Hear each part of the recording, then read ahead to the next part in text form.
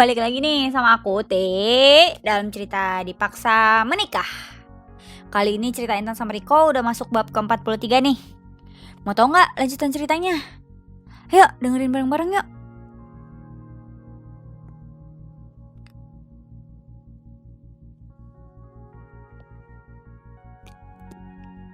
Pagi hari Intan membuka matanya dan melihat ia masih berada di dalam kamar Riko. Rambutnya berantakan. Wajahnya sembab karena menangis tiada henti hingga ia tertidur kelelahan.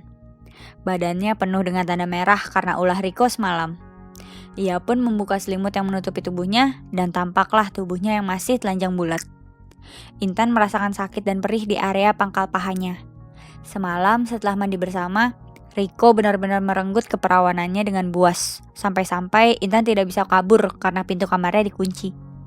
Memang Riko bermain dengan pelan dan lembut, tapi ia melakukannya dengan paksa karena Intan selalu menolaknya. Riko sudah menahan keinginannya untuk menikmati tubuh Intan sejak lama. Hingga akhirnya pertahanan kesabaran Riko runtuh. Ia laki-laki normal yang memiliki nafsu dan tentu saja harus disalurkan. Ditambah lagi Riko rajin berolahraga sehingga staminanya sangat kuat. Ia melakukannya berkali-kali semalam hingga Intan tidak kuat lagi. "Tan, masih sakit?" tanya Riko saat melihat Intan sudah bangun di sampingnya.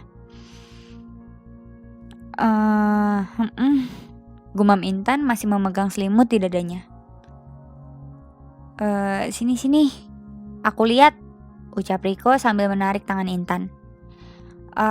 Jangan Mas," tolak Intan seraya menahan perih di tubuh bagian bawahnya. Riko pun segera menyingkap selimut Intan dan membuka kakinya. Ia melihat sisa cairannya bercampur dengan darah masih ada di sana. Ayo deh ke rumah sakit aja Tan," ajak Riko karena gak tega melihat Intan kesakitan. Tapi ia juga senang akhirnya mendapatkan milik Intan yang berharga. Sehingga Riko tidak bisa menghentikan keinginannya tadi malam hingga nafsunya terpuaskan. Gak mau Mas, malu tahu," tolak Intan.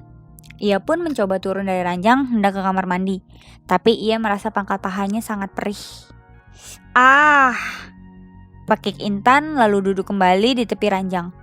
Riko pun menggendongnya dan membawanya masuk ke kamar mandi serta memandikannya. Setelah mandi bersama, Riko membaringkan Intan yang masih terbalut handuk di sofa. Sedangkan ia berganti pakaian lalu mengganti spray ranjangnya yang kotor akibat perbuatannya semalam. "Mau makan apa hari ini Tan?" tanya Riko sambil memegang ponselnya hendak memesan makanan. "Apa ya? Soto daging kayaknya enak deh Mas. Aku lapar banget, capek juga," jawab Intan. "Soto daging ya? Oke deh," balas Riko lalu memesan makanan melalui aplikasi GFood di ponselnya.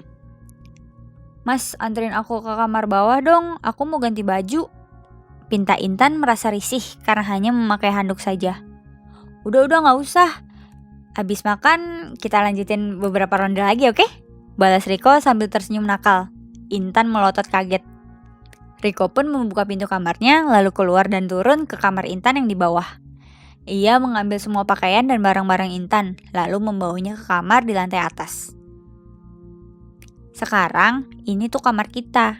Mulai sekarang kamu tidurnya di sini sama aku ya," ucap Riko pada Intan. Intan sudah bisa membayangkan jika ia tidur di sini bersama Riko, setiap hari Riko akan menjamahnya dengan bebas sesuka hatinya. Cepat atau lambat, ia pasti akan hamil anaknya Riko kalau Riko menidurinya setiap hari. Tak beberapa lama, bel rumah berbunyi. Riko segera turun untuk membuka pintu ruang tamu menerima makanan yang ia pesan melalui GFood tadi. Sedangkan Intan segera berganti baju setelah Riko keluar dari kamar. Lalu keluar kamar dan menuruni tangga pelan-pelan karena merasa perih, aneh, dan tidak nyaman pada bagian pangkal pahanya.